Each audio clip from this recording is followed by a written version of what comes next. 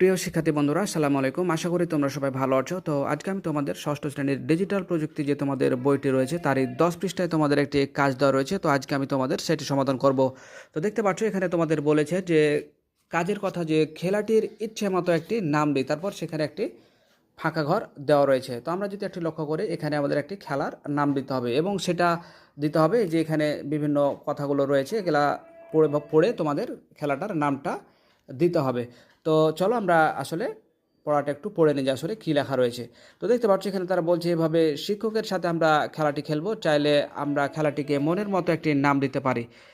আমরা একটু ভেবে দেখলেই বুঝতে পারবো ইন্টারনেট কিন্তু এই খেলাটির মতো করে কাজ করে। অনেক তথ্য থেকে কিওয়ার্ড অনুযায়ী আমাদের জন্য আমাদের প্রয়োজনীয় তথ্য খুঁজে বের করে দেয়।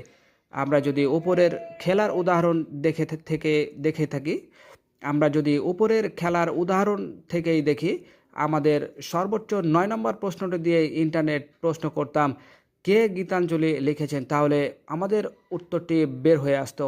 অর্থাৎ আমরা ইন্টারনেটকে যদি যথাযথ প্রশ্ন করতে পারি তাহলে উত্তর পেয়ে যাব আরও সহজে।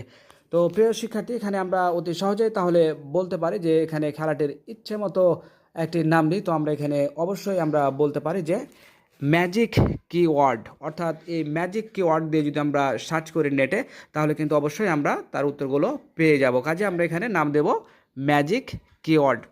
তো প্রিয় শিক্ষার্থী, এই ছিল আজকের মতো। দেখা হবে পরবর্তীতে নতুন কোনো গুরুত্বপূর্ণ ভিডিওতে। সে পর্যন্ত আল্লাহ হাফেজ।